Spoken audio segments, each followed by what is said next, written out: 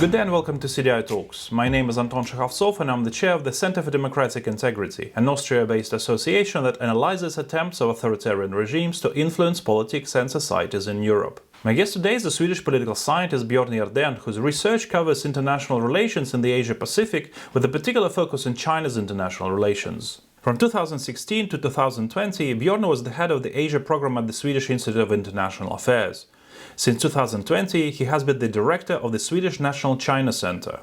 Björn now also participates in the European think tank network on China and is a member of the steering group of the Stockholm Observatory for Global China. I hope you will find our conversation interesting, and if you do, please like this video and subscribe to our YouTube channel to stay updated on future episodes of CDI Talks.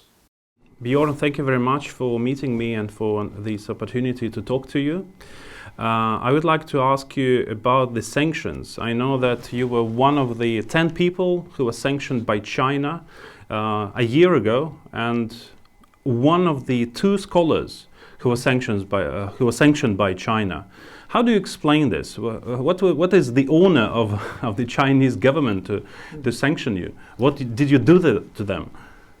Well, what's difficult when it comes to Chinese sanctions compared to, for example, EU sanction or sanctions from the United States government is that the Chinese authorities haven't really provided any detailed explanation or justification why they sanction certain people. So it's a bit difficult to know exactly why I was put on this list. Some other people, other scholars on the list, have been working a lot on the human rights abuses in Xinjiang. I haven't really done that, but of course in my role as a scholar and also working at a think tank in Stockholm, I've been writing things, saying things, and also perhaps meeting people. And the Chinese government might have opinions about that, but they haven't told me exactly what I did that was a cause for these sanctions. Sweden usually is not really the country that we would consider talking about the Chinese influence. It's usually the Balkans. If we're talking about Europe, it's usually the Balkans, the Western Balkans. It's usually Central Eastern Europe. But now Sweden has its own National China Center, which you chair. So could you please tell me more about this center? Sweden and the People's Republic of China had pretty good, stable relations for many years. But we started to see some change perhaps in the last 5 years or so. And at the same time, it was a realization in Swedish policymaking circles that we have a lot of ties with China. We are exposed to China in different ways, but perhaps our knowledge about China is not really as good as it should be.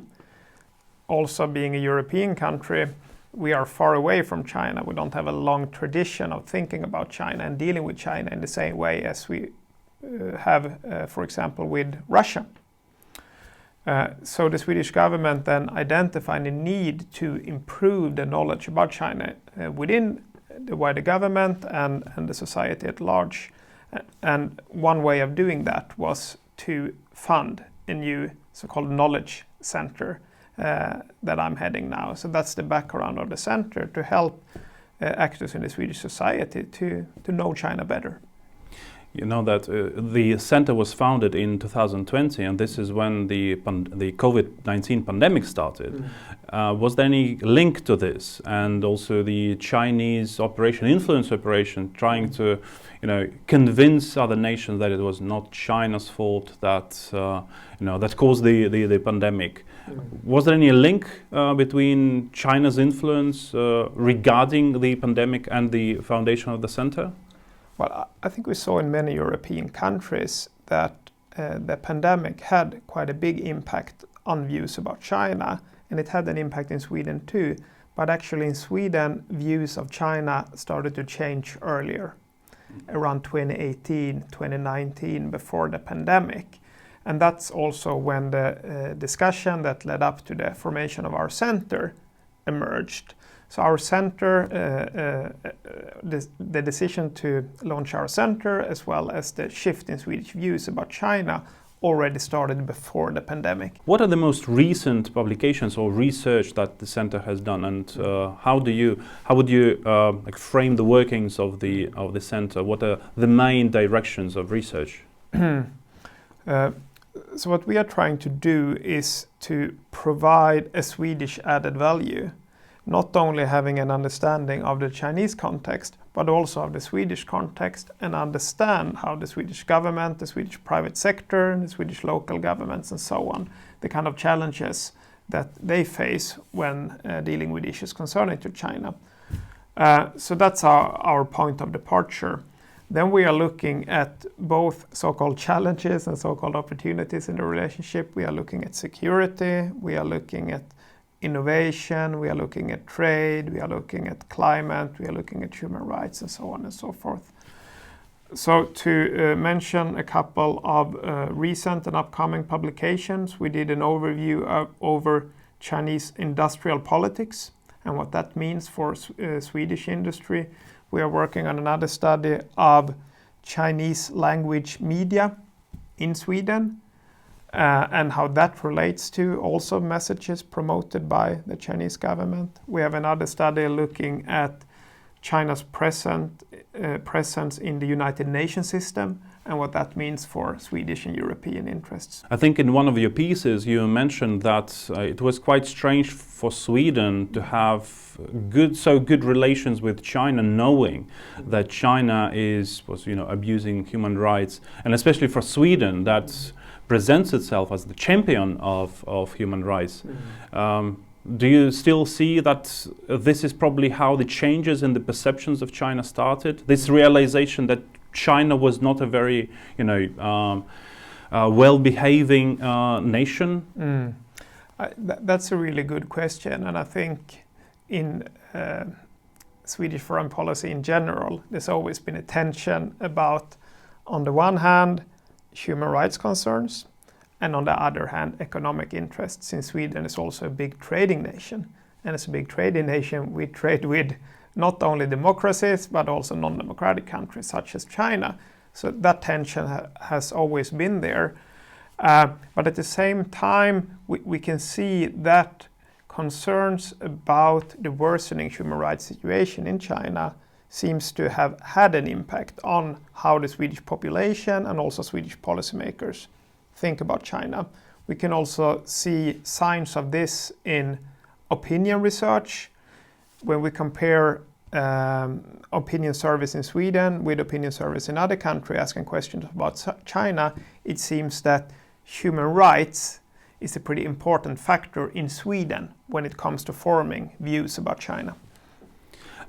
You mentioned 2018, 2019 when you think that these changes started to appear. And also this is the period of time that you described in one of the pieces that you co-authored about an incident with Chinese tourists in Stockholm. Can you tell us about this episode, this incident? Yeah. Well, it was a pretty peculiar incident, and it was a family of Chinese tourists that arrived at a hotel in Stockholm, but they arrived one day earlier. So the booking was for the next day, but this was late at night. So apparently they wanted to stay in the lobby of the hotel, but the staff at the hotel didn't think that was a good idea. And this led to an argument, and eventually the police came to evacuate these Chinese tourists from the premises. And initially nothing more happened, but then later a video emerged on Chinese social media showing the police evacuating these tourists, and this led to a lot of protests on Chinese social media, but also from the Chinese Foreign Ministry. And what conclusions would you draw from those incident and from that incident and from the scandals around it that the Chinese media and the Chinese embassy, as far as I know, they created? Still, at least to my knowledge, we don't really know the exact origins of this incident and how it emerged on Chinese social media, but it seems pretty clear that the Chinese authorities use this incident strategically in order to criticize the Swedish government and what they described as problems when it comes to Sweden's human rights situation, not respecting the rights of these tourists. And I think it's important also to understand the context here, because we have a case of a Swedish citizen His name is Gui Minhai, and he was kidnapped from his holiday home in Thailand and then brought to China, and he's been in jail in China since 2015. And when this incident happened in 2018, he had been released from prison in China earlier the same year, but then while traveling with Swedish diplomats in a train toward Beijing, Chinese security personnel entered the train and took him away. So at the time this was a serious diplomatic incident, and then this tourism incident happened, and it might have been a way for the Chinese side to shift the focus and go in order to go on the offensive and criticize the Swedish government for their alleged human rights deficiencies. I watched this very short video, and it seemed to me that those people who those Chinese tourists, they faked a lot of what they were doing, almost like mimicking some football players who want to fake some injuries, and they were falling on the ground and screaming. Don't you think that this entire scene was staged from the very beginning? Of course, some people believe that. To me, still, the most important thing is how the Chinese authorities use this incident, no matter its exact origins. But of course, some people believe that it was staged. I really don't know, and I think I will never be able to know exactly what happened that night.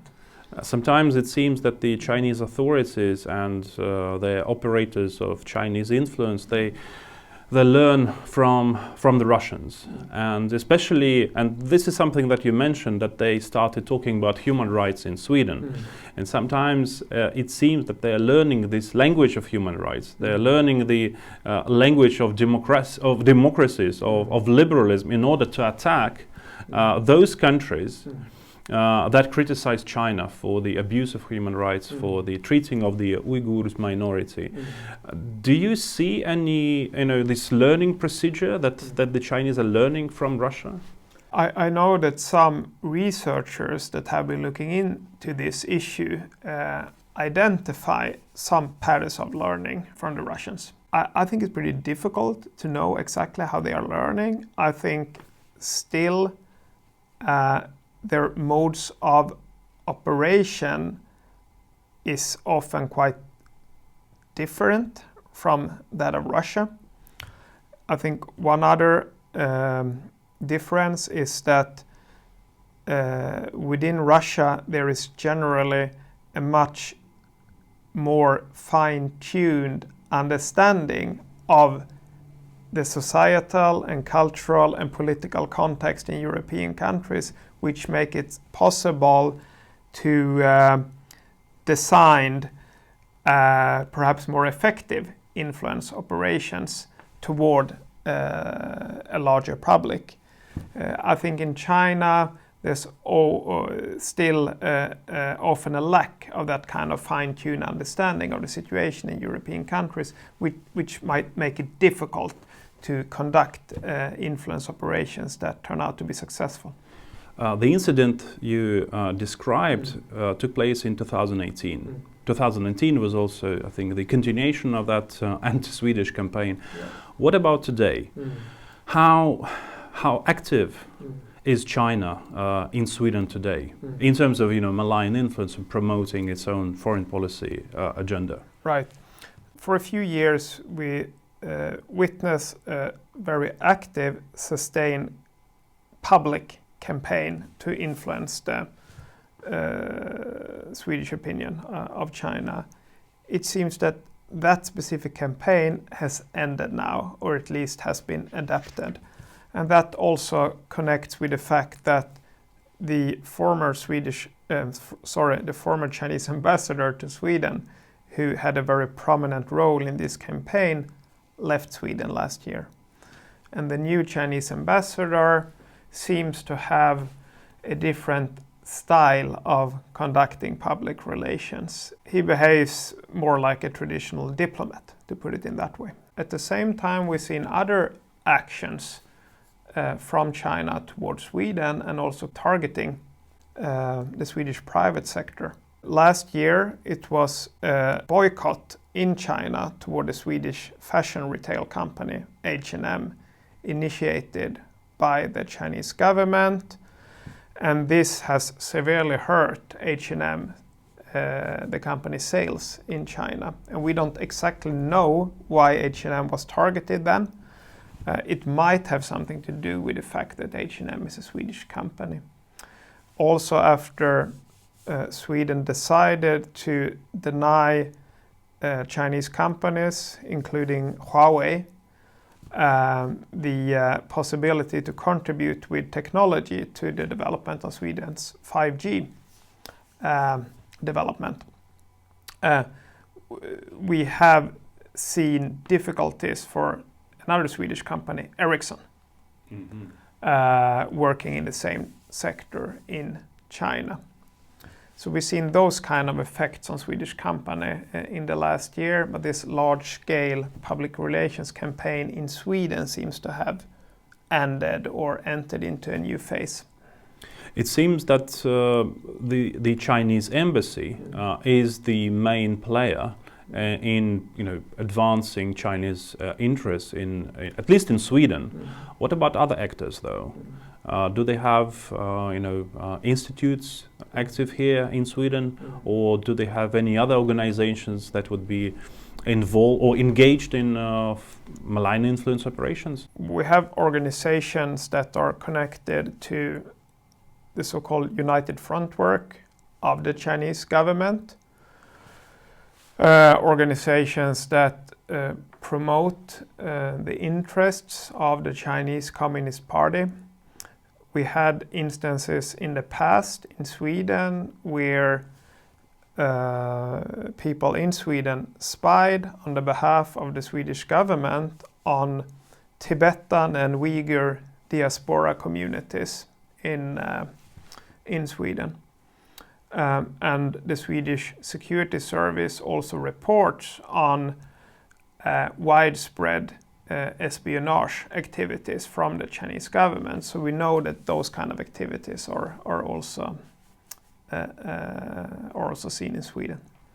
No influence is ever successful without actors who help foreign powers, foreign organizations, foreign stakeholders to spread that influence. Do you see any enablers, domestic enablers of Chinese influence in Sweden? If we're talking about actors that actively are enabling Chinese messages in Sweden, we have those, but they are very marginalized. What are those? It includes some think tanks, political activists that are working closely with the Chinese authorities to promote messages, including the promotion of the Chinese Belt and Road Initiative and so on. But those actors have no real following in Sweden. So I think their impact on the larger public opinion in Sweden about China and issues related to China is close to non-existent.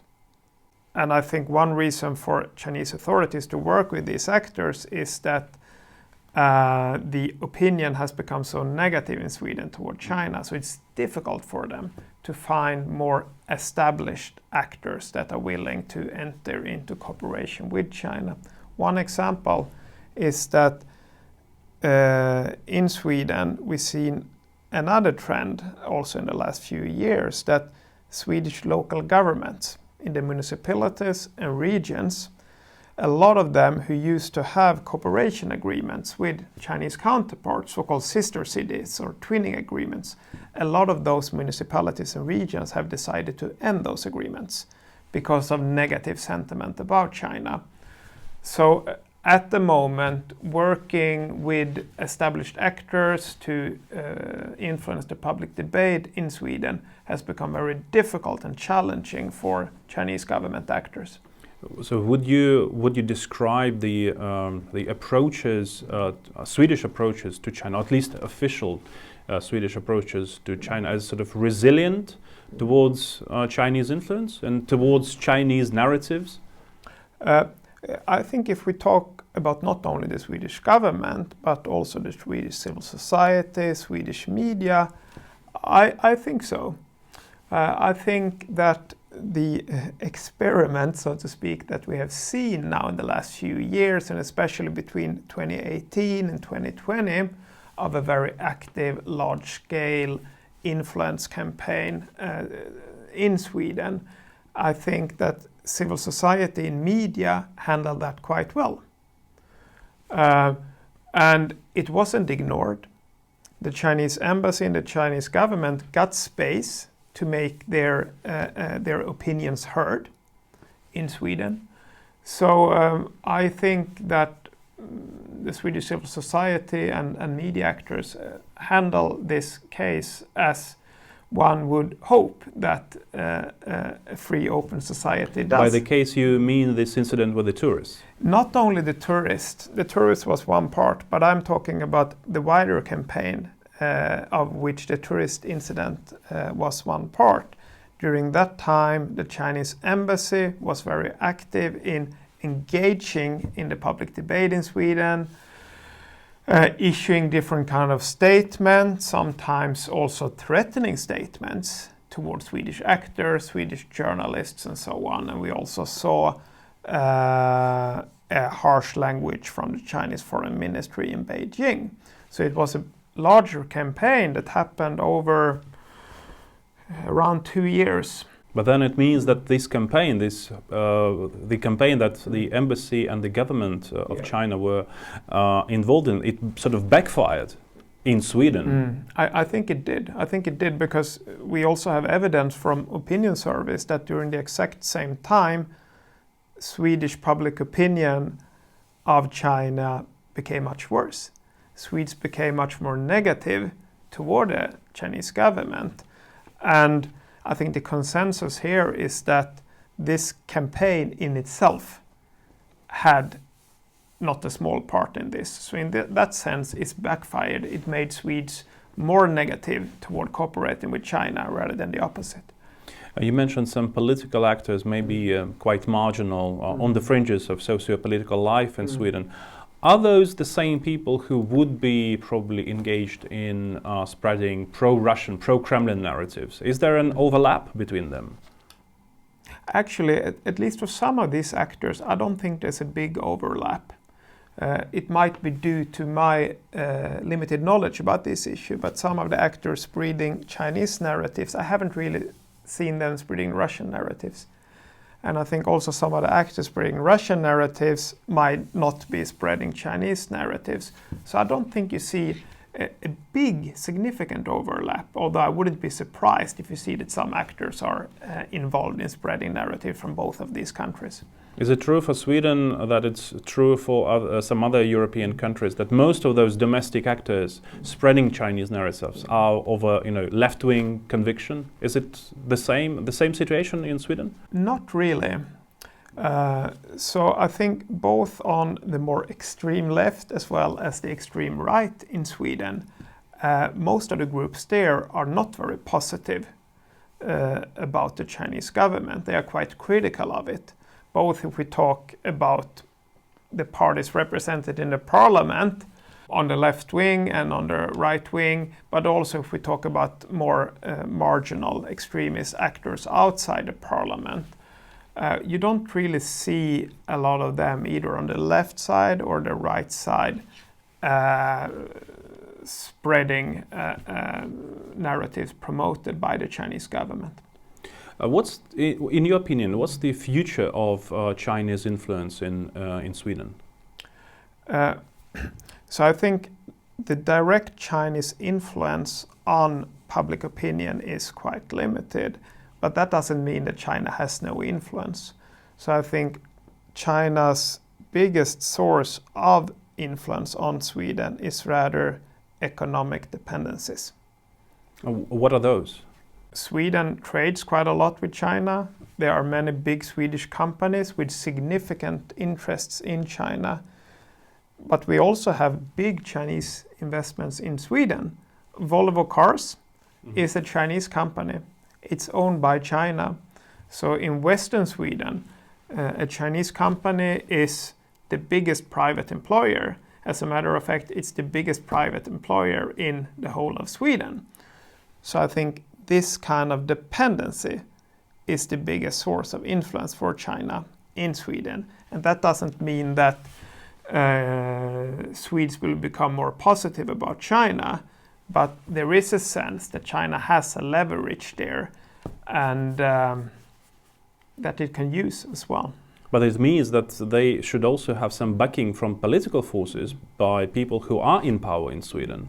I think the consensus among politicians in Sweden is that we should continue to trade with China. At the same time, more or less all political parties in Sweden has become more negative about China, and I also think there's a growing realization that too much dependency of China can be risky and negative. So I think the common sentiment in Sweden is moving in a direction not of decoupling from China, but in a direction of trying to find ways to decrease some of the dependencies that we have. So you don't think that some critical infrastructure in Sweden may be at some point be, just sold to the Chinese? It will not happen, in your opinion. Sweden stands out a bit in a European context since we did away with our investment screening laws in the 1990s. So for many years it was possible for Chinese actors, also Chinese government actors, to purchase, to make investments in Sweden, also in what could be called critical infrastructure. Now legislation is being prepared in order to prevent this, and this also reflects a consensus in the Swedish parliament that we need more robust legislation in order to make sure that critical infrastructure doesn't fall into the hands of the Chinese government. In your observations of China and its activities in Sweden, do you see any changes in their behavior or in their narratives against the background of Russia's war against Ukraine and the tensions around Taiwan? Have they become more active because of these developments? I'm not sure they have become more active, but I think that China stands, especially when it comes to Russia's full-scale invasion of Ukraine, already had quite a negative influence on China's image in Europe. I think it's very difficult, if not impossible, for the Chinese government to convincingly explain to European publics why they haven't criticized Russia's actions. So I'm not sure that their stance has changed. I think it has been consistent, but I think it has demonstrated some of the difficulties that China faces when it comes to developing relations with Europe and also improving trust in China in Europe. Björn, on the European level, we see very different approaches to China. I think on the one hand, we have the Lithuanian approach. I would describe it as a hawkish approach towards China. There are some other countries, I will not name them, but we know of them, that are very friendly towards China. They let Chinese industries in without any screening, disregarding security concerns. What experience or what results of your research that you could bring to sort of the European table, and how do you think Sweden could contribute to the united European approach to China? Well, for Sweden, as for many other European countries, it's extremely important to have a unified policy toward China. And actually, I think there are some positive signs there. Compared to a few years ago, I'm not denying the difference that exists, but I still think that the EU is more unified when it comes to China than what it used to. But I think it's also important to understand that in order to arrive at a unified policy, we also need to have a somewhat unified understanding of China. I think it's extremely important to increase efforts to create Europe-wide conversations about China, whether among policymakers, among universities, think tanks, media, and so on. Because without this common understanding of China, it will be difficult to maintain a common policy stance.